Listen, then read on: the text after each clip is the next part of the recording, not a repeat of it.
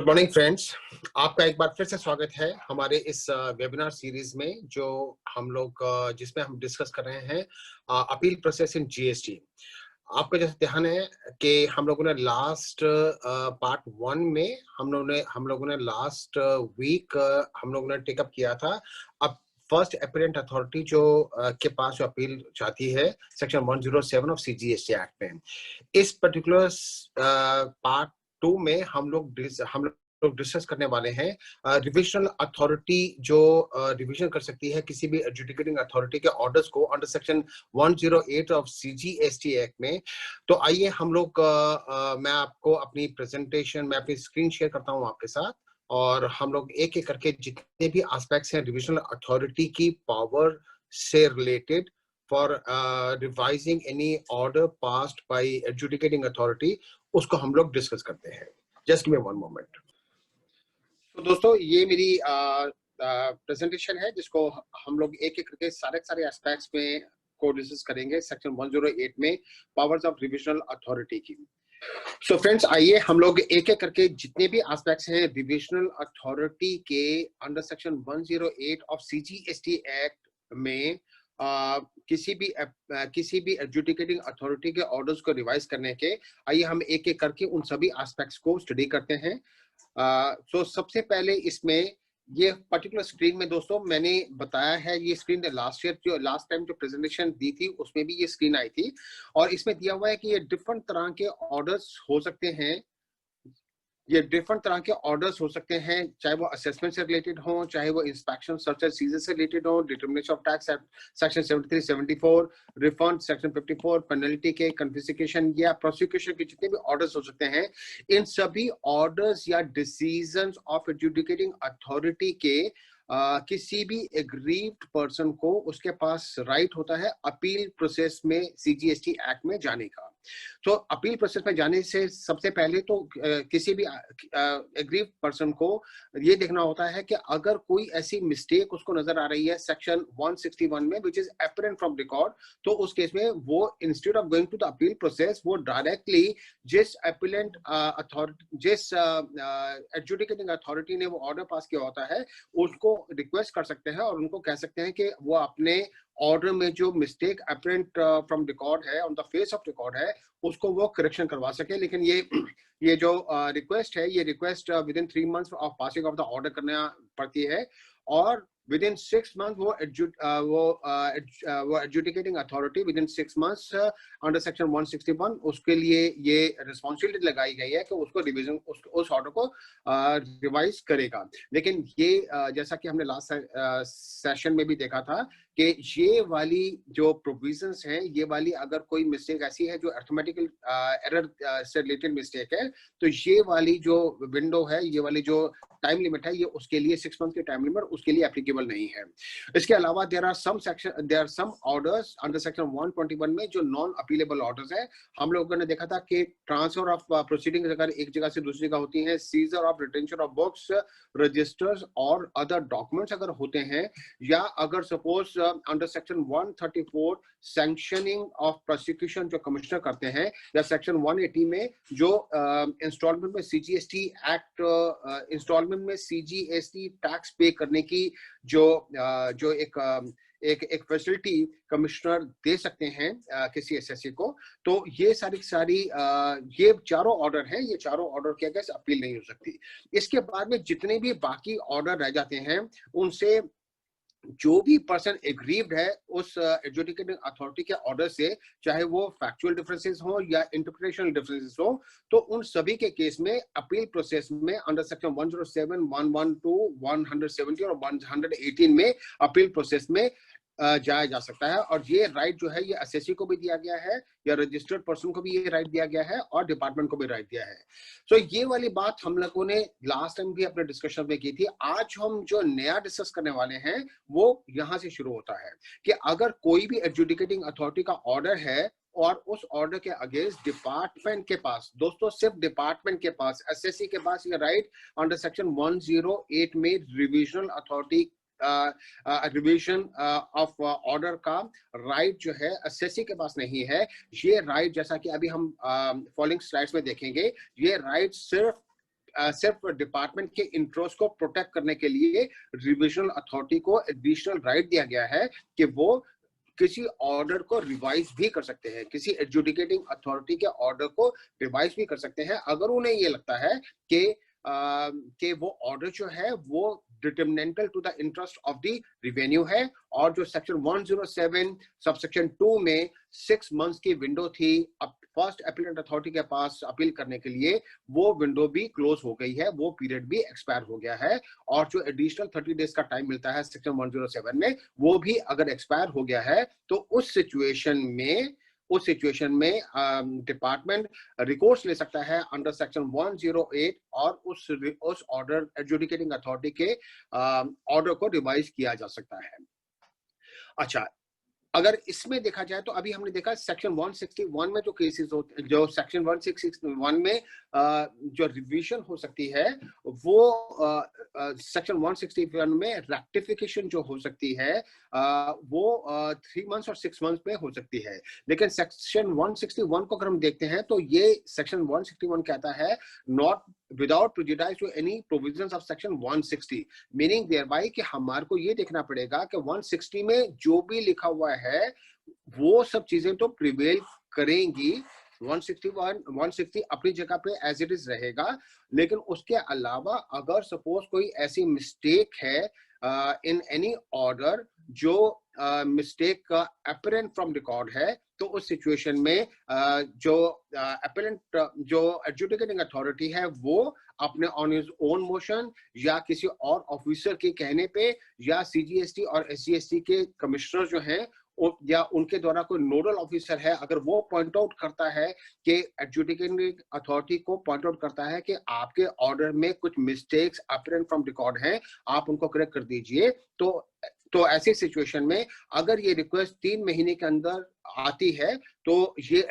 Adjudicating authority जिन्होंने order in original जिन्होंने order in original पास किया था, वो अपने ऑर्डर को रिवाइज कर सकते हैं विद इन 6 मंथ। ये वाला उनको करना है। लेकिन जैसा कि मैंने बताया, ये क्लरिकल अर्थमेटिकल एरर्स और एक्सीडेंटल और ओमिशंस अगर कोई हो गई हैं एक्सीडेंटली, तो उनके ऊपर ये वाली टाइम लिमिट एप्लीकेबल नहीं है। तो अब हम ये भी देख लें साथ ही में कि सेक्शन 160 में क्या लिखा है, जिसको इन्होंने कहा कि वो 160, जिसको सेक्शन 61 ने कहा कि 160 में जो भी लिखा है वो तो रहेगा ही रहेगा। सो सेक्शन 160 में ये लिखा गया है कि अगर कोई भी एडजुडिकेटिंग अथॉरिटी का order, review, revision, appeal, rectification, notice, अगर कोई भी इस तरह का कम्युनिकेशन अगर सपोज जाती है जिसमें कोई टेक्निकल एरर रह गई, तो वो टेक्निकल एरर के कारण से वो जो आगे की जो भी प्रोसीडिंग्स हुई होंगी उस नोटिस या उस ऑर्डर के बेस पे वो नल एंड वॉइड नहीं हो जाएंगी अगर जो प्रोसीडिंग्स हुई हैं these are in substance and effect in conformity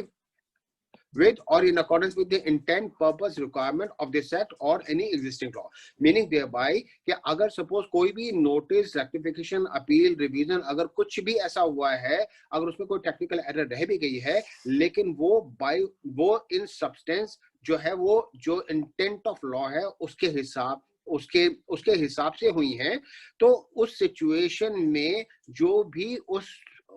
उस नोटिस या ऑर्डर के बेस पे जो भी प्रोसीडिंग्स होंगे वो नल एंड वॉइड नहीं होंगी। इसको हम एक एग्जांपल से समझ सकते हैं। जैसा कि हम जानते हैं सेक्शन 169 में कोई भी नोटिस या कॉरस्पॉन्डेंस जो है वो किसी भी रजिस्टर्ड पर्सन को कैसे कन्वे की जाएगी या कैसे उसके साथ वो कॉरस्पॉन्डेंस होगी, उसके बारे में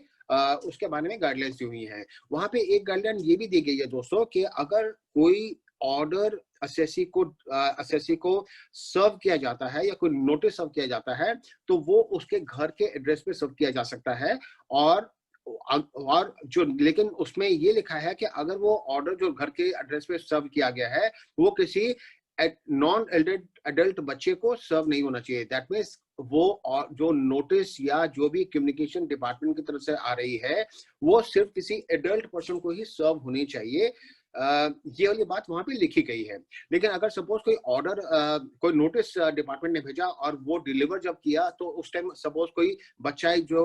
जो एडल्ट नहीं था, वो बच्चा ही अगर उस ऑर्डर को, उस नोटिस को रिसीव करता है, और वो नोटिस को रिसीव करने के बाद में एसएससी ने उसमें जो भी इंफॉर्मेशन मांगी गई थी डिपार्टमेंट द्वारा, उन सबको भी, वो सारी इंफॉर्मेशन भी उसने फर्निश कर दी, तो लेटर ऑन जब ऑर्डर पास हो गया, तो सेक्शन 160 ये कहता है कि आपने एक बार उन नोटिस को अगर अटेंड कर लिया, इंफॉर्मेशन फर्निश कर दी, तो आप लेटर ऑन ये आर्गुमेंट नहीं दे सकते कि क्योंकि वो नोटिस सर्व जो हुआ था वो सेक्शन 169 के हिसाब से वैलिड नोटिस नहीं था, इसलिए जो प्रोसीडिंग्स उस नोटिस के बेस पे हुई है वो सारी की सारी नल एंड वॉइड हो जाएंगी। तो ये वाली बात सेक्शन 160 ने कही। सब सेक्शन 2 में भी ये वाली बात स्पेसिफिकली उन्होंने कह दी कि उन्होंने कहा notice order communication as the case में भी has already been acted upon. अगर उन आपने एसएससी ने और नोटिस को ऑलरेडी एक्टेड अपॉन कर लिया है, तो बाद में वो ये नहीं आर्गुमेंट दे सकता कि जो भी प्रोसीडिंग्स उस नोटिस के बेस पे हुई हैं वो नल एंड वॉइड होगी, बिकॉज वो notice was not valid in terms of section 169। सो ये वाली बात हम लोगों ने आगे देख ली कि 160 जब भी हमारे को कोई भी अगर डिसीजन या ऑर्डर मिलेगा, और वो हमारे को सबसे पहले देखना है कि 161 के हिसाब से अगर वो मिस्टेक अपरेंट फ्रॉम रिकॉर्ड है, तो हम उसको वहां से अपीलेंट अथॉरिटी से ही करेक्ट करवा सकते हैं। दूसरी चीज इसमें नेक्स्ट जो अब हम देखते हैं कि रिविजनल अथॉरिटी को हम और डिटेल में जानने की कोशिश करते हैं कि रिविजनल अथॉरिटी जो रेफर की गई है या डिफाइन की गई है सेक्शन 2 सबसेक्शन 99 में, उसका असली मतलब क्या है। तो रिविजनल अथॉरिटी जो सेक्शन 299 में जो डिफाइन की गई है सीजीएसटी एक्ट में, दोस्तों उसका मतलब है any authority authorised for revision और decision of any order refer to under section 108। So section 108 और सीजीएसटी एक्ट में रिविजनल अथॉरिटी को राइट दिए गए हैं टू रिवाइज एनी डिसीजन और order of any adjudicating authority. So ये डेफिनेशन कहती है कि जिस भी पर्सन को या जिस भी कॉम्पिटेंट अथॉरिटी को वो ऑर्डर या डिसीजन रिवाइज करने का राइट दिया गया है अंडर सेक्शन 29, राइट दिया गया अंडर सेक्शन 108, वो रिविजनल अथॉरिटी होगी। अच्छा, अब इसमें अगर हम देखें, हम लोगों ने इस पर्टिकुलर डायग्राम के बेस पे दोस्तों मैं आपको समझाना चाह रहा हूं कि जो अपील प्रोसेस जो है और उसमें रिविजनल अथॉरिटी का रोल कहां पे और कैसे आता है। यहाँ पे हमारे एडजुडिकेटिंग ऑफिसर हैं, इन्होंने कुछ भी ऑर्डर पास किया, और ऑर्डर पास करने के बाद में जो भी ऑर्डर पास होगा, इससे एसएससी या डिपार्टमेंट जो भी इनसे एग्रीव्ड अगर उस ऑर्डर से होते हैं, तो वो अपील में जा सकते हैं under section 107। With in 3 months SSC के लिए है और 6 मंथ्स की विंडो प्रोवाइड की गई है दोस्तों डिपार्टमेंट के लिए इस एडजुडिकेटिंग अथॉरिटी के ऑर्डर के अगेंस्ट अपील फाइल करने के लिए। अब एडजुडिकेटिंग अथॉरिटी ने के ऑर्डर के अगेंस्ट अपील में या तो एसएससी गया या डिपार्टमेंट चला गया। अब एक बार अगर ये अपील प्रोसेस में आ गया, ये अपील अगर अपीलेंट अथॉरिटी के पास एक बार ये प्रोसेस हो गई, तो उस सिचुएशन में जब तक ये अपील प्रोसेस में रहेगा, चाहे वो फर्स्ट अपील प्रोसेस में रहता है, फर्स्ट लेवल की अपील प्रोसेस में रहता है अपीलेंट अथॉरिटी के पास, चाहे वो सेकंड लेवल की अपील में रहता है अपीलेंट ट्रिब्यूनल के पास, या वो थर्ड लेवल की अपील में रहता है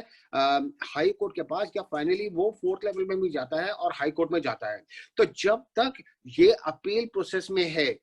इस लेवल पे अपीलेंट ट्रिब्यूनल के लेवल पे, हाई कोर्ट के लेवल पे या सुप्रीम कोर्ट के लेवल पे, तो तब तक revisional authority revision of order या डिसीजन ऑफ एडजुडिकेटिंग ऑफिसर नहीं कर सकती है। ठीक है, लेकिन सपोज हम अपने एग्जांपल के लिए समझते हैं कि अगर एक पर्टिकुलर ऑर्डर या डिसीजन था अपीलेंट एडजुडिकेटिंग अथॉरिटी का, उसके अगेंस्ट डिपार्टमेंट या एसएससी अपीलेंट अथॉरिटी के पास अपील में चला गया, और वो अपील और डिपार्टमेंट जो भी अपील का आउटकम आया, डिपार्टमेंट और एसएससी दोनों ने उसको मान लिया, मीनिंग दे भाई कि नेक्स्ट लेवल ऑफ अपील जो था वो next level of appeal appellate tribunal के पास नहीं गए, और ये अपील प्रोसेस जो है ये अपीलेंट अथॉरिटी के लेवल पे ही ब्रेक हो गया, यहीं पे ये फाइनलाइज हो गया। तो जब ये अपीलेंट अथॉरिटी का ऑर्डर आएगा, उसके बाद में उसके 1 साल उस ऑर्डर के 1 साल तक या जो या एडजुडिकेटिंग अथॉरिटी के 3 इयर्स एडजुडिकेटिंग अथॉरिटी के ऑर्डर के 3 इयर्स तक जो भी लेटर हो, अभी इसको हम एक एग्जांपल के माध्यम से भी समझेंगे, जो भी लेटर हो, जो रिविजनल अथॉरिटी है वो सिर्फ उस ऑर्डर को इस टाइम विंडो में ही वो उस ऑर्डर के अगेंस्ट अपना कोई रिविजनल ऑर्डर पास कर सकती है। लेकिन यहाँ पे ये भी बहुत इंपॉर्टेंट है समझने के लिए कि जो भी रिविजनल अथॉरिटी सिर्फ उन्हीं इश्यू को टेकअप करेगी जो अपील प्रोसेस में टेकअप नहीं हुआ। इसको अभी हम एक एग्जांपल के माध्यम से भी समझ लेंगे। तो एक तो प्रोसेस रिविजनल अथॉरिटी जो है, रिविजनल अथॉरिटी इसके पास कौन से ऑर्डर आएंगे? इसके पास ऑर्डर आएंगे वो ऑर्डर जो अपीलेंट अथॉरिटी लेवल पे कंप्लीट हो गए, उन ऑर्डर्स के उन इश्यूज पे जिसके ऊपर अपीलेंट अथॉरिटी ने कोई भी ऑर्डर पास नहीं किया या जो अपीलेंट अथॉरिटी के सामने उसकी कंसिडरेशन के लिए नहीं आए, तो उन ऑर्डर्स उन रिस्पेक्ट में या उन इश्यूज के बारे में ये revisional authority revisional order pass कर सकती है। या एक सिचुएशन ऐसी भी हो सकती है दोस्तों जहां पे कोई एडजुडिकेटिंग अथॉरिटी ने कोई ऑर्डर पास किया, लेकिन एडजुडिकेटिंग अथॉरिटी ने ऑर्डर जो पास किया उसको एसएससी ने या डिपार्टमेंट ने उसको अपीलेंट अथॉरिटी के पास टेकअप ही नहीं किया। एसएससी ने या डिपार्टमेंट ने उसको टेकअप ही नहीं किया। मीनिंग दिया भाई ये हमारी एडजुडिकेटिंग अथॉरिटी है और ये एडजुडिकेटिंग अथॉरिटी ने जो भी ऑर्डर पास किया, ना तो एसएससी ने और ना ही डिपार्टमेंट ने उसके अगेंस्ट अपील प्रोसेस को प्रेफर किया। इस सिचुएशन में एक बार 6 मंथ्स की विंडो जो डिपार्टमेंट के पास अवेलेबल है अपीलेंट अथॉरिटी के पास अपील करने के लिए अंडर सेक्शन 1072 में, एक बार वो विंडो क्लोज हो जाएगी। तो उसके बाद में रिविजनल अथॉरिटी अगर चाहे तो रिविजनल अथॉरिटी उस ऑर्डर को रिवाइज कर सकती है। किन केसेस में रिवाइज कर सकती है वो अभी हम आने वाली स्लाइड्स में उसको देख लेंगे। ठीक उसी प्रकार से अगर सपोज अपीलेंट अथॉरिटी का जो ऑर्डर था उसको भी चैलेंज कर दिया गया और वो अपीलेंट ट्रिब्यूनल के पास पहुंच गया, तो अपीलेंट ट्रिब्यूनल का जो ऑर्डर आएगा, अपीलेंट ट्रिब्यूनल का जो ऑर्डर आया, ये अपीलेंट ट्रिब्यूनल का ये जो ऑर्डर आया, इस ऑर्डर के अगेंस्ट भी डिविजनल अथॉरिटी के पास इसको भी टेकअप किया जा सकता है। लाइकवाइज अगर हाई कोर्ट का अगर कोई ऑर्डर है तो हाई कोर्ट का ऑर्डर के अगेंस्ट भी हाई कोर्ट का ऑर्डर जब आया उसके भी 1 year from the date of passing that order उसको टेकअप किया जा सकता है डिविजनल अथॉरिटी द्वारा। इसी प्रकार से सुप्रीम कोर्ट वगैरह जो है, सुप्रीम कोर्ट के भी ऑर्डर आने के बाद में 1 साल की विंडो डिविजनल अथॉरिटी के पास अवेलेबल होगी उन इश्यूज के रिस्पेक्ट में एडजुडिकेटिंग अथॉरिटी के ऑर्डर को रिवाइज करने की जिनको टेकअप नहीं किया गया था, जिनको अपील प्रोसेस में टेकअप नहीं किया गया था। दो तरीके हो गए, मतलब एक तो या तो अपील प्रोसेस में जहां पे अपील प्रोसेस में यहाँ पे इधर जो अपील प्रोसेस में गए उसके 1 ईयर के अंदर, या फिर ये सिचुएशन जहां पे अपील प्रोसेस में गए ही नहीं और वहां पे 6 मंथ्स निकलने के बाद में अपीलेंट डिविजनल अथॉरिटी उसको टेकअप कर सकती है। अच्छा, नेक्स्ट उसमें अगर हम देखते हैं तो अब यहाँ पे हम देखते हैं, अभी हमने देखा सेक्शन 2 सबसेक्शन 99 में हमने देखा कि रिविजनल अथॉरिटी को डिफाइन किया गया है वो अथॉरिटी जिसके पास सेक्शन 108 में किसी भी एडजुडिकेटिंग अथॉरिटी के डिसीजन या ऑर्डर को रिवाइज करने का राइट है, उसको एज रिविजनल अथॉरिटी डिफाइन किया गया। अब आगे इसको फर्दर कौन सी अथॉरिटी ऐसी है जिसको ये राइट एक्चुअल में दिया गया है, उसके लिए दोस्तों notification number 5/2020, that means only last year, हालांकि सीजीएसटी एक्ट इंप्लीमेंट हो गया था 1 जुलाई 2017 से, लेकिन रिविजनल अथॉरिटी अंडर सेक्शन 108 में जो इनको नोटिफाई किया गया वो 2020 में ही किया गया है। क्या किया गया इस नोटिफिकेशन में? क्या कहा गया इस नोटिफिकेशन में? ये कहा गया कि अगर कोई भी ऑर्डर, अगर वो असिस्टेंट कमिश्नर, डिप्टी कमिश्नर या सुपरिटेंडेंट द्वारा पास किया गया है, तो उस सिचुएशन में रिविजनल अथॉरिटी कौन होगी? Divisional authority joint commissioner. उस सिचुएशन में रिविजनल अथॉरिटी जॉइंट कमिश्नर होगा या रिविजनल अथॉरिटी एडिशनल कमिश्नर जो है वो हो सकते हैं, राइट? तो द मीनिंग दिया भाई, अगर एसी डीसी या सुपरिटेंडेंट ने अगर ऑर्डर पास किया है तो उसमें उस केस में रिविजनल अथॉरिटी होंगी जॉइंट कमिश्नर या एडिशनल कमिश्नर। लाइकवाइज अगर जॉइंट कमिश्नर या एडिशनल कमिश्नर ने अगर ऑर्डर पास किया है तो रिविजनल अथॉरिटी जो है वो कमिश्नर हो सकते हैं या प्रिंसिपल कमिश्नर हो सकते हैं। ओके, अब आते हैं दोस्तों हम सेक्शन 108 के इन डेप्थ एनालिसिस पर, और यहाँ आकर हम देखते हैं कि यहाँ जो पूरा प्रोसेस जो फॉलो करना है डिविजनल अथॉरिटी ने अंडर सेक्शन 108, वो क्या प्रोसेस फॉलो करना है। सो सबसे पहले तो इन्होंने सबसेक्शन 1 में कहा कि subject to provision of section 121। Section 121 में जैसा कि हम लोगों ने सेकंड स्लाइड में देखा था, सेक्शन 121 में वो 4 इंस्टेंसेस जॉट डाउन किए गए हैं जिन डिसीजंस या ऑर्डर्स के अगेंस्ट कोई भी एग्रीव्ड पर्सन अपील प्रोसेस में नहीं जा सकता है। वो 4 इंस्टेंसेस जैसा कि हमने देखा था, वहां पे 4 इंस्टेंसेस मैं आपको दोबारा से उस स्लाइड पे ले जाता हूं। वो 4 इंस्टेंसेस जो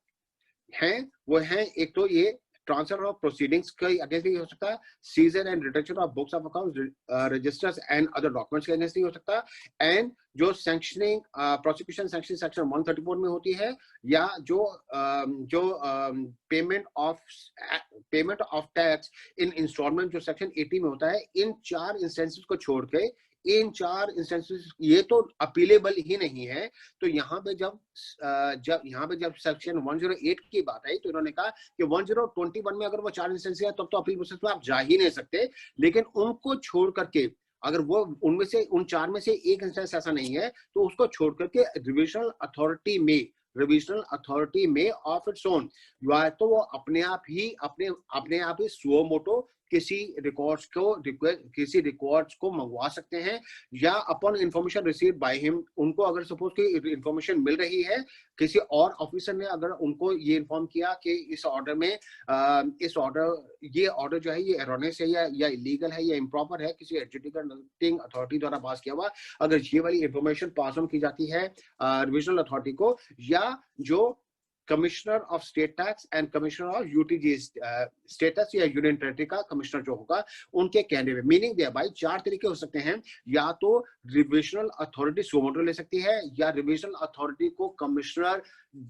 स्टेट टैक्स जो relevant corresponding commissioner sales tax है वो, या कमिश्नर यूटी टैक्स जो जीएसटी है वो उनको रेफर कर सकता है, या उनके द्वारा कोई भी नोडल ऑफिसर रिविजनल अथॉरिटी को अप्रोच कर सकता है और वो कह सकता है कि अगर वो उनको कह सकता है कि ये पर्टिकुलर एडजुडिकेटिंग अथॉरिटी का ऑर्डर्स को आप रिव्यू कीजिए। सो यहाँ से 4 सोर्सेज से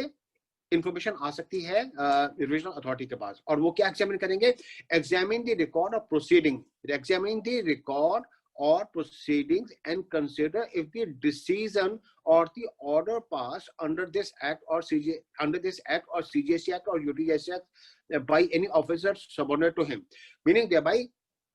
कि उनको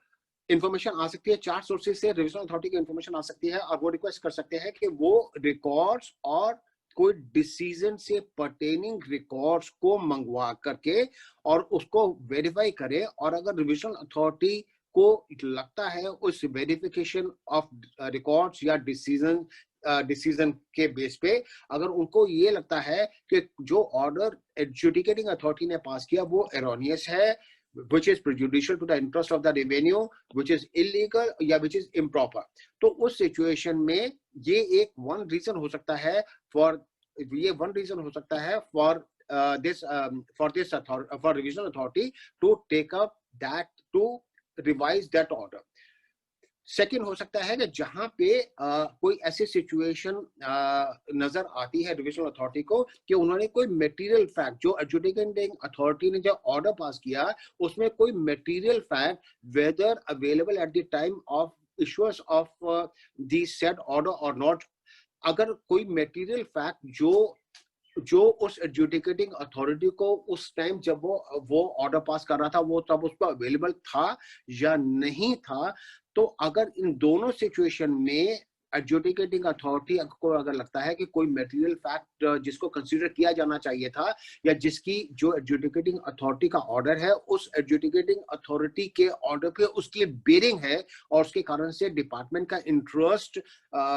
सफर कर रहा है, तो वो उस केस में भी उसको रिवाइज कर सकते हैं। या थर्ड रीजन ये हो सकता है, जैसा कि हम सभी जानते हैं controller auditor general of India वो जितने भी गवर्नमेंट डिपार्टमेंट्स हैं उन सबके ऑडिट करते हैं। तो अगर सपोज जीएसटी एक्ट में अगर सपोज कोई भी जो ऑर्डर कोई भी अगर सपोज असेसमेंट हुई है या सीएजी ने कोई भी ऑडिट किया और उसमें अगर सपोज उन्होंने कोई ऐसी ऑब्जर्वेशन दी जिससे ये इंडिकेट हो रहा है कि जो जीएसटी ऑफिसर ने कि कुछ टैक्स इवेजन हुआ है, तो उस सिचुएशन में भी रिविजनल अथॉरिटी सीएजी की उन ऑब्जर्वेशन के बेस पे भी किसी ऑर्डर को रिवीजन के लिए टेकअप कर सकती है। सो मीनिंग दे भाई, सबसे पहले हम लोगों ने सबसेक्शन 1 में ये पढ़ा कि रिविजन अथॉरिटी को या तो सो मोटो कर सकती है या उनको कोई ऑफिसर कह सकता है या कमिश्नर सीजीएसटी, कमिश्नर एसजीएसटी या कमिश्नर यूटीजीएसटी उनको रेफर कर सकता है कोई केस, और वो उसके उस रिक्वेस्ट के बेस पे रिविजनल अथॉरिटी जो है रिकॉर्ड या डिसीजन से पर्टिकुलर जितने भी रिकॉर्ड्स होंगे उनको मंगवाएंगे और देखेंगे कि क्या कोई एरोनियस ऑर्डर पास किया गया है जिससे डिपार्टमेंट का इंटरेस्ट प्रेजुडिशियली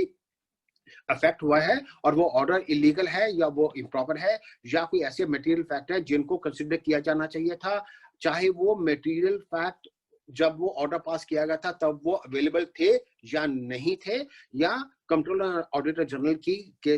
के ऑब्जर्वेशंस के बेस पे अगर लगता है कि कोई टैक्स इवेजन हुआ है या कोई असेसमेंट अगर प्रॉपर नहीं हुई है, तो उसके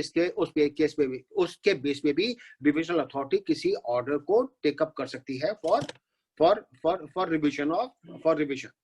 अच्छा, अब रिविजन अथॉरिटी इसमें क्या क्या कर सकती है? इसमें वो ये कर सकती है कि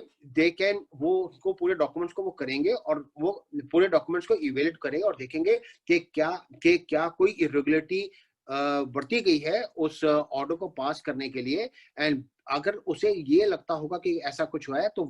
वो एक ऑर्डर पास कर सकते हैं जिससे वो जो एडजुडिकेटिंग अथॉरिटी ने जो डिसीजन दिया उसको स्टे कर सकते हैं, उसको एनहांस कर सकते हैं, मॉडिफाई कर सकते हैं या अनल भी कर सकते हैं। लेकिन उनको based on principle of natural justice अगर किसी भी रजिस्टर्ड पर्सन की टैक्स लायबिलिटी इनके ऑर्डर के कारण से इंक्रीज होगी, तो उनको उस रजिस्टर्ड पर्सन को एक अपॉर्चुनिटी देनी पड़ेगी ताकि वो अपना जो भी उनका अपना पक्ष है वो उसको प्रेजेंट कर सके एडजुडिकेटिंग रिविजनल अथॉरिटी के सामने। सबसेक्शन 2 में कुछ रिस्ट्रिक्शंस लगाई गई हैं रिविजनल अथॉरिटी को अपने एडजुडिकेटिंग अथॉरिटी के ऑर्डर्स को रिवाइज करने के अगेंस्ट। मीनिंग दे भाई, ये 4 इंस्टेंसेस ऐसे हैं जहां पे एक्ट ने लिखकर कहा कि अगर ये 4 सिचुएशंस अगर हो तो उन 4 सिचुएशंस में रिविजनल अथॉरिटी किसी भी ऑर्डर या डिसीजन को टेकअप नहीं करेगी और उसको रिवाइज नहीं करेगी। आइए इसको देखते हैं एक एक करके हम लोग, ये 4 इंस्टेंसेस कौन से हैं। सबसे पहले इंस्टेंस तो वो है दोस्तों, जहां पे अगर सपोज कोई ऑर्डर है और उस ऑर्डर को ऑलरेडी अपील प्रोसेस में वो ऑलरेडी एंटर हो चुका है, चाहे वो सेक्शन अभी अपीलेंट अथॉरिटी के पास हो सेक्शन 107 में, या वो अपीलेंट ट्रिब्यूनल के पास है 112 में, हाई कोर्ट के पास हो 117 में, या सुप्रीम कोर्ट के पास हो 118 में। तो एक बार अगर कोई भी ऑर्डर या decision of adjudicating authority appeal process में चला गया, इर्रिस्पेक्टिव ऑफ द फैक्ट कि वह अपील प्रोसेस में लेवल 1 पे है, लेवल 2 पे है, लेवल 3 पे है या लेवल 4 पे है, लेवल 1, लेवल 2, लेवल 3 या लेवल 4 पे है, तो उस केस में तब तक रिविजनल अथॉरिटी उस ऑर्डर को रिवाइज नहीं कर सकती है।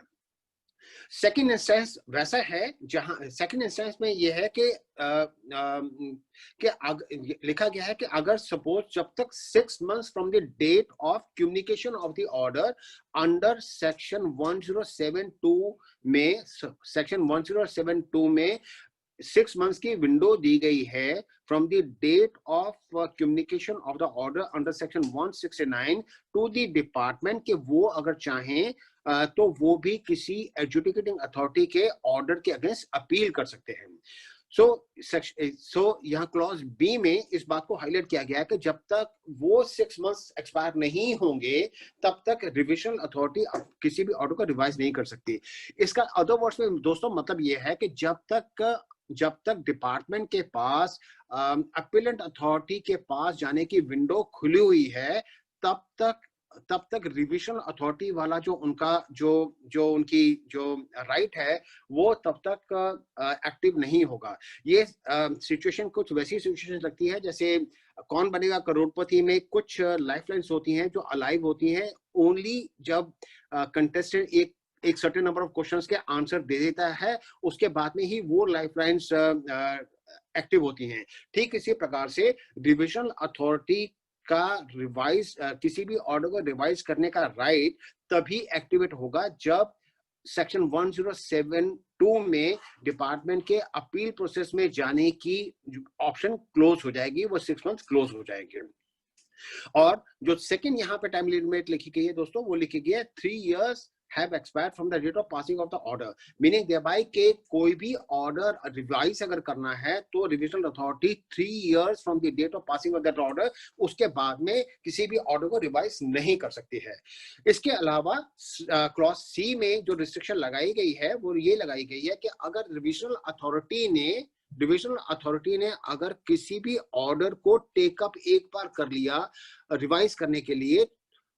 तो उस सिचुएशन में वो दोबारा से उसी ऑर्डर में से कुछ एडिशनल कुछ इश्यूज हो उनको दोबारा से रिवाइज करने के लिए अप्लाई नहीं कर सकता। मीनिंग दिया भाई, अगर हम एक एग्जांपल से ये बात समझना चाहें कि अगर सपोज एक एडजुडिकेटिंग अथॉरिटी ने ऑर्डर पास किया और उसमें उसने उस ऑर्डर में वो एग्री नहीं करता जो रेट रजिस्टर्ड पर्सन ने चार्ज किया and also on the value जो रजिस्टर्ड पर्सन ने चार्ज की। अब इस सिचुएशन में अगर सपोज रिविजनल अथॉरिटी ने एक बार जो वैल्यू में डिफरेंस है उसको अगर उन्होंने चैलेंज कर और उसको रिवाइज करने के लिए रिविजनल अथॉरिटी ने अगर एक बार उसको टेकअप कर लिया, तो लेटर ऑन अगर रेट ऑफ इंटरेस्ट में उनको लगता है कि रेट ऑफ इंटरेस्ट भी गलत था, उसको भी हम टेकअप करना चाहते हैं, तो वैसी ऑप्शन उनके पास अवेलेबल नहीं है। उनको जहां पे भी जॉन से भी एडजुडिकेटिंग अथॉरिटी के जो ऑर्डर है उसमें जहां पे भी उनको कुछ भी ग्लिच लगता है कि जहां पे डिपार्टमेंट के इंटरेस्ट को प्रोटेक्ट नहीं किया गया, तो उनको वो सारे के सारे इशू एक ही बार में रिवाइज करने के लिए टेकअप करने पड़ेंगे। वो पीसमेल सिस्टम नहीं फॉलो कर सकते कि अभी फर्स्ट रिवीजन ऑर्डर में अभी एक उसको पास कर ले, एक इशू को टेकअप कर ले और सब्सिक्वेंट रिवीजन ऑर्डर से एक और इशू को टेकअप कर ले, ऐसी ऑप्शन नहीं है। और लास्ट वाला जो फोर्थ कंडीशन ये है कि जहां पे अगर एक बार रिवीजन अथॉरिटी ने ऑर्डर पास कर दिया तो दोबारा से उसी एडजुडिकेटिंग अथॉरिटी के किसी और ग्राउंड को लेकर के उस ऑर्डर के किसी और ग्राउंड को लेकर के वो दोबारा से ऑर्डर पास नहीं कर सकते। तो 4 चीज हो गई। अगर हम अपील प्रोसेस में चले गए हैं तो अगर हम अपील प्रोसेस में चले गए हैं तो उस केस में रिविजन अथॉरिटी रिवाइज नहीं कर सकती। अगर जब तक आपकी सेक्शन 1072 की विंडो आपकी खुली हुई है और वो विंडो 6 मंथ की विंडो होती है, जब तक वो विंडो खत्म नहीं होती तब तक आप रिवीजन अथॉरिटी जो है रिवाइज नहीं कर सकती। मैक्सिमम 3 years उनको रिवीजन करने के लिए मैक्सिमम 3 years का टाइम है from the date of passing order. और उसके अलावा अगर रिवीजन अथॉरिटी अगर एक बार उन्होंने टेकअप कर लिया किसी एडजुडिकेटिंग अथॉरिटी के ऑर्डर को रिवाइज करने के लिए, तो उसको अगेन दोबारा से टेकअप नहीं कर सकते। और एक बार उन्होंने ऑर्डर अगर पास कर दिया तो उसके बाद में दोबारा से भी उसको किसी भी एस्पेक्ट को उस एडजुडिकेटिंग अथॉरिटी के ऑर्डर को टेकअप नहीं कर सकते रिवीजन के लिए। अच्छा, इसके अलावा दोस्तों एक यहाँ पे प्रोविजो भी है। प्रोविजो में क्या कहा गया है? प्रोविजो में ये एक बात कही गई है कि अगर जो भी यहाँ पे सबसेक्शन 1 में हम अपील प्रोसेस की बात कर रहे हैं। सेक्शन 1 में अपील प्रोसेस में जो अपील का ऑर्डर आया उसके 1 year के अंदर या 3 years from the date of passing order, adjudicating authority के ऑर्डर, इन 3 years के अंदर जो भी डेट इनमें से लेटर हो वहां तक ही ये ऑर्डर वहां तक ही ये ऑर्डर पास किया जा सकता है। अच्छा, और इसके अलावा जो रिविजन अथॉरिटी वो इश्यूज जो अपील प्रोसेस में ऑलरेडी टेकअप करके उनके ऊपर डिसीजन आया है, उनको टेकअप रिविजन अथॉरिटी नहीं करेगी। मीनिंग देयर बाई, अगर एडजुडिकेटिंग अथॉरिटी ने दो एडिशन, एडजुडिकेटिंग अथॉरिटी ने दो डिफरेंसेस निकाले कि हम के वैल्यू जो एसएससी ने डिक्लेयर की थी वो करेक्ट नहीं थी, या रेट ऑफ या टैक्स रेट जो अप्लाई उन्होंने किया था वो करेक्ट नहीं था, तो और ये जो वैल्यू वाला इशू था, इसको अपील प्रोसेस में अगर लेके जाया गया तो रिविजनल अथॉरिटी वैल्यू से रिलेटेड किसी भी चीज, रिविजनल अथॉरिटी वैल्यू से रिलेटेड कोई भी ऑर्डर पास नहीं करेगी। मीनिंग देयर बाय, जो अपील प्रोसेस से जो भी वैल्यू के मैटर को सेटल किया गया हो अपील प्रोसेस के थ्रू, वो प्रिवेल करेगा। लेकिन जिस इशू को अपील प्रोसेस में नहीं डाला गया था, मीनिंग देयर बाय, जो अगर टैक्स रेट का इशू जो था वो वहां पे अपील अथॉरिटी के पास नहीं टेकअप हुआ था, उसको रिविजनल अथॉरिटी अगर चाहे तो उसको 1 year from the date of the order और 3 years from the date of adjudicating authority, उसके अंदर उसको वो टेकअप कर सकती है। इसी को हम एक एग्जांपल के हेल्प से समझते हैं इस पूरी सिचुएशन को। यहाँ हमारा एक एग्जांपल है दोस्तों, यहाँ पे ये असेसिंग, यहाँ पे जो एसएससी हैं, उन्होंने प्रोडक्ट पी के लिए कहा कि उनकी सप्लाई एग्जेम्प्ट है, उन्होंने अपने रिटर्न में ऐसा किया, और प्रोडक्ट क्यू के लिए क्या है, उसके ऊपर टैक्स रेट 12% एप्लीकेबल है। जो एडजुडिकेटिंग अथॉरिटी ने शो का नोटिस भेजा, उन्होंने कहा कि ये आपने एग्जेम्प्ट किया था, लेकिन ये तो टैक्सेबल है, और यहाँ पे रेट ऑफ इंटरेस्ट में भी एडजुडिकेटिंग अथॉरिटी को लगता है कि 12% नहीं 18% का रेट ऑफ इंटरेस्ट एप्लीकेबल होना चाहिए। अब एडजुडिकेटिंग अथॉरिटी ने ऑर्डर पास किया और फाइनली उसमें कहा कि ये टैक्सेबल है, और यहाँ पे रेट ऑफ जो टैक्स रेट है वो 12% को ही उन्होंने कंफर्म कर दिया। तो दैट मींस उनको जो लग रहा था 18% का टैक्स रेट होना चाहिए, वो बाद में एसएससी के सबमिशंस देने के बाद में वो उसे एग्री करके। अब अगर ये और एपेलेंट अथॉरिटी जो थी, एपेलेंट अथॉरिटी ने फाइनल एपेलेंट अथॉरिटी के पास गया, फर्स्ट लेवल एपेलेंट अथॉरिटी में, और वहां पे उन्होंने क्या कंफर्म किया कि ये वाला जो है ये टैक्सेबल नहीं, ये एग्जेम्प्ट है। अगर ये सिचुएशन है, और अगर अब पहली बात तो ये वाली है, क्योंकि ये वाला प्रोडक्ट पी के लिए कि वो टैक्सेबल है, ये एग्जेम्प्ट है, ये एपेलेंट अथॉरिटी ने ऑलरेडी इसको कंसीडर करके कर दिया। तो पहली बात तो ये वाला जो इशू है कि ये एग्जेम्प्ट है, ये टैक्सेबल है, इसको एपेलेंट ट्रिब्यूनल, इसको रिविजनल अथॉरिटी इसके ऊपर कमेंट नहीं कर सकती है। दूसरी बात ये वाली है कि ये दूसरा इशू जो प्रोडक्ट क्यू से रिलेटेड था, कि जहां पे एडजुडिकेटिंग अथॉरिटी ने कहा 12%, लेकिन अगर सपोज डिविजनल अथॉरिटी को ये लगता है कि एक्चुअल रेट जो एप्लीकेबल होना चाहिए इस प्रोडक्ट क्यू पर, ये 12% नहीं, ये 18% होना चाहिए, तो ये इस इशू को revisional authority within 1 year from the date of the order of appellate authority ने ऑर्डर को पास किया था, एपेलेंट अथॉरिटी ने ऑर्डर पास किया था 31 अक्टूबर,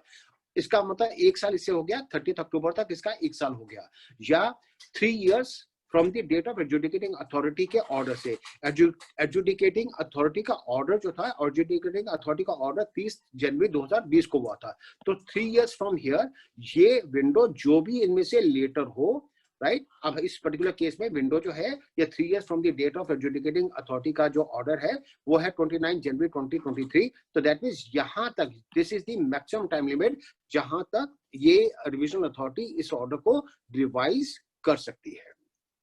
I hope it's clear sir.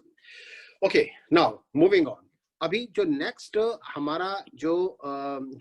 Subsection 3 है, सबसेक्शन 3 इस बारे में बात करता है कि एक बार कोई ऑर्डर, अगर रिविजनल अथॉरिटी ने कोई ऑर्डर को रिवाइज कर दिया, एडजुडिकेटिंग ऑफिसर के ऑर्डर को रिवाइज कर दिया, तो अगर वो ऑर्डर ट्रिब्यूनल लेवल पे या हाई कोर्ट लेवल पे या सुप्रीम कोर्ट लेवल पे आगे अगर वो प्रोसीड नहीं करता है, राइट, तो वो ऑर्डर फाइनल एंड बाइंडिंग होगा। मीनिंग दिया भाई, जो रिविजनल अथॉरिटी के ने अगर कोई ऑर्डर पास कर दिया, तो उससे एसएससी जो एग्रीव्ड होगा, अब उसके पास 2 ही ऑप्शन है, या तो वो रिविजनल अथॉरिटी के ऑर्डर को ऑबे करे, माने उसको, उसके हिसाब से जो भी टैक्स निकाला उसको टैक्स को जमा कराए, या फिर वो एपेलेंट ट्रिब्यूनल लेवल पे जाए, हाई कोर्ट लेवल पे जाए, सुप्रीम कोर्ट लेवल पे जाए। जैसे कि हम जानते ही हैं कि वो सीधा हाई कोर्ट में, नॉर्मली हाई कोर्ट ऐसी रिक्वेस्ट को एंटरटेन नहीं करता है, तो उसको पहले अपीलेट ट्रिब्यूनल के पास ही जाना पड़ेगा। पहले उसको अपीलेट ट्रिब्यूनल के पास ही जाना पड़ेगा। उसके बाद में उसको हाई कोर्ट के पास जाना पड़ेगा और उसके बाद में उसको सुप्रीम कोर्ट के पास जाना पड़ेगा। तो ये प्रोसेस उसको फॉलो करना पड़ेगा। तो मीनिंग दिया भाई कि ये ऑर्डर जो रीजनल अथॉरिटी का ये बाइंडिंग हो जाएगा उस एसएससी के ऊपर। अच्छा, नेक्स्ट जो सबसेक्शन 4 जो बात करता है, सबसेक्शन 4 कहता है if the order decision order involve. हाँ, मीनिंग दिया भाई कि अगर सपोज कोई ऐसा ऑर्डर है, एक ऐसा ऑर्डर है जो ऑर्डर जो ट्रिब्यूनल ने ऑर्डर पास किया और ट्रिब्यूनल ने जो ऑर्डर पास किया उसको सुप्रीम कोर्ट में, उसको हाई कोर्ट में चैलेंज कर दिया गया, या हाई कोर्ट ने कोई ऑर्डर पास किया जिसको सुप्रीम कोर्ट में चैलेंज कर दिया गया, और वो ये जो ऑर्डर है ये किसी और केस से पर्टेन करते हैं। ये एसएससी जिसके ऑर्डर को रिवीजन करना है डिविजनल अथॉरिटी ने अंडर सेक्शन 108, ये उसके लिए ये फैक्ट सेम है, उन दोनों केसेस के फैक्ट सेम है, लेकिन ये जो ट्रिब्यूनल का ऑर्डर जो हाई कोर्ट में चैलेंज हुआ, जो हाई कोर्ट का ऑर्डर सुप्रीम कोर्ट में चैलेंज हो गया, ये वाला किसी और एसएससी के केस की बात हो रही है, लेकिन दोनों केसेस में फैक्ट सेम है। तो उन्होंने कहा कि जैसा हमने देखा सेक्शन 108(2)(b) में, अभी हम लोगों ने देखा कि 3 इयर्स के मैक्सिमम विंडो है डिविजनल अथॉरिटी के पास किसी भी एडजुडिकेटिंग अथॉरिटी के ऑर्डर्स को रिवाइज करने के लिए। तो यहाँ सबसेक्शन 4 में ये लीवरेज दी गई कि जितना टाइम अपीलेट ट्रिब्यूनल से हाई कोर्ट के केस को डिसीजन में लगेगा, या हाई कोर्ट के केस जो चैलेंज हो गया सुप्रीम कोर्ट में, जितना टाइम उसको लगेगा वहां कोर्ट के प्रोसीडिंग्स में, उसने टाइम को 3 इयर्स का जब कैलकुलेशन करनी है उसमें को वो उस पीरियड को एक्सक्लूड किया जाएगा। मीनिंग दिया भाई जो 3 इयर्स की विंडो अंडर सेक्शन 108(2)(b) में डिविजनल अथॉरिटी को दी गई है किसी भी एडजुडिकेटिंग अथॉरिटी के ऑर्डर्स को रिवाइज करने के लिए, उस 3 इयर्स के पीरियड को जितना पीरियड अपीलेट ट्रिब्यूनल से हाई कोर्ट से सुप्रीम कोर्ट में लगा, उतने पीरियड से उसको एक्सटेंड कर दिया जाएगा। इसको हम एक एग्जांपल की हेल्प से समझते हैं दोस्तों इस सिचुएशन को। यहाँ पे हमारी डिफरेंट एडजुडिकेटिंग अथॉरिटीज हैं। ये अपीलेट अथॉरिटी है, ये एडजुडिकेटिंग अथॉरिटी थी, ये अपीलेट अथॉरिटी है, ट्रिब्यूनल है, हाई कोर्ट और सुप्रीम कोर्ट है। इन्होंने कुछ भी इनके ऑर्डर जो पास हुए, इनके ऑर्डर की ये रिस्पेक्टिव डेट है। ये एडजुडिकेटिंग अथॉरिटी के पास जो रिटर्न फाइल हुई एसएससी ने रिटर्न जो फाइल की, एसएससी ने रिटर्न फाइल की 1 जनवरी 2020 को, और उसका ऑर्डर जो पास हुआ वो ऑर्डर पास हो गया 30 सितंबर 2020 को। इसी प्रकार से अपीलेट अथॉरिटी के पास जो गई, इन्होंने ऑर्डर पास यहाँ पे किया ट्रिब्यूनल, और ये आगे चैलेंज हो गया, तो फिर ये अपीलेट ट्रिब्यूनल ने ये ऑर्डर पास कर दिया, ये 1 अप्रैल 2021 को ऑर्डर पास किया, और जब अपीलेट ट्रिब्यूनल का ऑर्डर जो था उसको आगे चैलेंज कर दिया, तो हाई कोर्ट को में चैलेंज कर दिया गया, और हाई कोर्ट ने अपना ऑर्डर जो दिया 1 अप्रैल 2024 को दिया, एंड लाइकवाइज सुप्रीम कोर्ट ने अपना ऑर्डर जो दिया वो 1 जनवरी 2025 को दिया। तो अभी जो सबसेक्शन 4 ने बोला, उसने बोला कि जो अपीलेट ट्रिब्यूनल और हाई कोर्ट के बीच का जितना पीरियड एक्सपायर हो गया, जो हमारे केस में अगर हम इस डेट को और इस डेट को करते हैं तो वो 3 इयर्स का बनता है। तो 3 इयर्स का जो पीरियड एक्सपायर हुआ, और अगर हाई कोर्ट से भी आगे सुप्रीम कोर्ट चल गया तो 9 मंथ्स ये वाले में जो है, तो ये वाला जो पीरियड एक्सपायर हुआ, इस पीरियड को काउंट नहीं किया जाएगा for the purpose of calculating window of 3 years under section 108(2)(b), जिसमें डिविजनल अथॉरिटी किसी एडजुडिकेटिंग ऑफिसर के ऑर्डर को रिवाइज कर सकती है। अकॉर्डिंगली हमारे पास क्योंकि यहां से अगर हम देखें तो इसके पास 3 इयर्स का एडजुडिकेटिंग अथॉरिटी के बाद में 3 इयर्स का तो window in any case section 108 में है ही उनके पास, डिविजनल अथॉरिटी के पास, और 3 इयर्स जो थे हाई कोर्ट के लिए, हाई कोर्ट में उनको फाइट करते हुए लग गए। तो इस तरीके से हमारा 30 सितंबर 2026 जो था ये वाला विंडो है, अगर हमारी प्रोसीडिंग यहाँ पे हाई कोर्ट लेवल पे रुक जाती है। अगर वो सुप्रीम कोर्ट लेवल तक जाती है तो उस केस में जो 3 इयर्स की जो कैलकुलेशन होगी वो होंगे 30 जून 2027 की। ये इसके मैंने नीचे इनको कैसे कैलकुलेट किया ये भी यहाँ पे इसको एक्सप्लेन कर दिया गया है। सबसेक्शन 5 सेक्शन 108 का सबसेक्शन 5 में ये वाली बात कही गई है कि अगर किसी अपीलेट ट्रिब्यूनल ने या किसी कोर्ट ने अगर सेक्शन 108 में कोई ऑर्डर पास करने पे रिस्ट्रिक्शन लगा रखी है, अगर सपोज अपीलेंट ट्रिब्यूनल ने हाई या किसी भी कोर्ट ने रिविजनल अथॉरिटी के जो ऑर्डर उसने सेक्शन 108 में रिविजनल ऑर्डर जो पास करना है उसके ऊपर अगर उन्होंने कोई अगर रिस्ट्रिक्शन लगा रखी है, तो उतना पीरियड भी एक्सक्लूड करना पड़ेगा for calculating window of 3 years under section 108 to be. ये वाली बात इन्होंने यहाँ क्लियरली ये वाली बात सेक्शन सबसेक्शन 5 में कही। और सबसेक्शन 6 में क्या कहा? सबसेक्शन 6 में इन्होंने एक बहुत इंटरेस्टिंग चीज की दोस्तों। अब एक सिचुएशन को हम लेके चलते हैं कि अगर एक एडजुडिकेटिंग अथॉरिटी के पास कोई केस हियरिंग में आया, अगर हम चलो अपने प्रीवियस एग्जांपल को लेके चलते हैं, अगर सपोज ये पर्टिकुलर केस में जो एडजुडिकेटिंग अथॉरिटी के पास जो ये एडजुडिकेटिंग अथॉरिटी के पास ये ऑर्डर ये रिटर्न फाइल की गई और ये वाला ऑर्डर एडजुडिकेटिंग अथॉरिटी ने यहाँ पे ये वाला ऑर्डर एडजुडिकेटिंग अथॉरिटी ने पास कर दिया। अब ये जो ऑर्डर जो एडजुडिकेटिंग अथॉरिटी ने ये वाला ऑर्डर जो पास किया, तो अब इस एडजुडिकेटिंग अथॉरिटी के ऑर्डर, अब हमारे सबसेक्शन 1 में ये वाली बात कही गई कि जो रिकॉर्ड्स होंगे वो रिकॉर्ड से क्या मतलब है। अब जब इस एडजुडिकेटिंग अथॉरिटी ने ये ऑर्डर पास किया तो इसके पास कुछ रिकॉर्ड्स इसके पास अवेलेबल थे। अब रिविजनल अथॉरिटी ने अगर सपोज इसको 2 साल के बाद में इस ऑर्डर को टेकअप किया, तो अब रिकॉर्ड से क्या मतलब है? रिकॉर्ड से मतलब है कि जो रिकॉर्ड्स अवेलेबल थे एडजुडिकेटिंग अथॉरिटी को eight the time of passing order, that is 30 सितंबर 2020, या 2 साल बाद जब उसको डिविजनल अथॉरिटी ने उसको टेकअप किया, उस डेट पे जो भी उसके पास रिकॉर्ड्स अवेलेबल थे उससे मतलब है। तो ये वाली बात को इन्होंने यहाँ पे सबसेक्शन 6 में क्लियर किया और इन्होंने कहा कि रिकॉर्ड से मतलब उन रिकॉर्ड से है relating to any proceeding under this act available at the time of examination by the revisional authority, meaning thereby अगर सपोज अगर एडजुडिकेटिंग अथॉरिटी के पास कोई रिकॉर्ड्स तब नहीं थे जब उसने ऑर्डर पास किया, लेकिन डिविजनल अथॉरिटी ने जब उसको एग्जामिन कर रहा है उन रिकॉर्ड्स को, तो अगर डिविजनल अथॉरिटी के पास कोई एडिशनल इंफॉर्मेशन या एडिशनल रिकॉर्ड्स अवेलेबल है, तो अब वो जो एडिशनल रिकॉर्ड्स अवेलेबल है उनको भी फैक्टर इन करेगा, ये चीज को देखने के लिए कि कोई भी ऑर्डर इलीगल या इम्प्रॉपर या कोई मटेरियल फैक्ट्स को डिसरिगार्ड करके कोई ऑर्डर एरोनियस ऑर्डर तो पास नहीं हुआ, राइट। तो ये वाली चीज को मतलब डिविजनल अथॉरिटी, तो दैट मींस डिविजनल अथॉरिटी के पास ये विंडो है, सपोज इस पीरियड में जब से ऑर्डर एडजुडिकेटिंग अथॉरिटी ने पास किया और जब डिविजनल अथॉरिटी उसको उस ऑर्डर को रिव्यू करना चाहती है, तो उस ऑर्डर के बीच में अगर कोई भी कोर्ट केसेस ऐसे आए जिनमें कोई ऐसा डिसीजन दे गया अपीलेट ट्रिब्यूनल ने या हाई कोर्ट ने, सुप्रीम कोर्ट ने,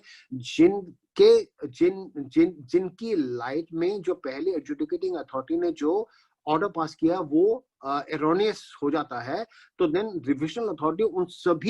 उन सभी केसेस को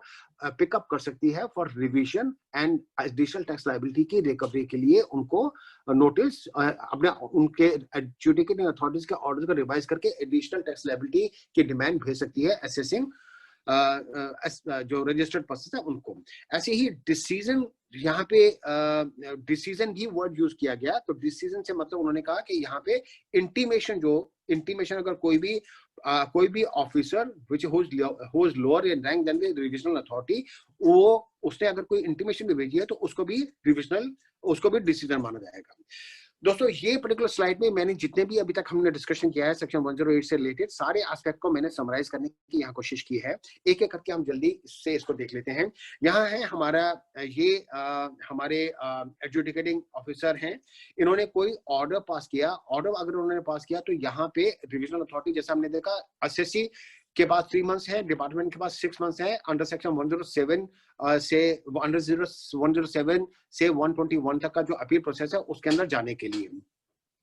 तो एक बार एसएससी यहाँ पे अगर अपील प्रोसेस में अगर एक बार आ गए तो उस सिचुएशन में जो इश्यूज अपील में टेकअप किए गए हैं अंडर सेक्शन, चाहे वो अपीलेंट अथॉरिटी के पास हो, अपीलेंट ट्रिब्यूनल या हाई कोर्ट या सुप्रीम कोर्ट के पास हो, जो एस्पेक्ट्स जो अपील में रेज किए गए हैं, जो रिविजनल अथॉरिटी उनको टेकअप नहीं करेगी, उसके अलावा बाकी जो इश्यूज होंगे उनको वो टेकअप कर सकती है। सो रिविजन अथॉरिटी उनको टेकअप कर सकती है अगर सपोज कोई ऐसा अपील ऑर्डर में ऐसा एस्पेक्ट है जिसको अब जिसके अगेंस्ट अपील नहीं फाइल की गई थी, तो उसको यहाँ पे रिविजनल अथॉरिटी उसको टेकअप कर सकती है, और जो बाकी जो सेक्शन 108 में जो भी हमने प्रोविजन पढ़ी वो सारी एप्लीकेबल हो जाएंगे इस केस में। अच्छा, अगर यहाँ पे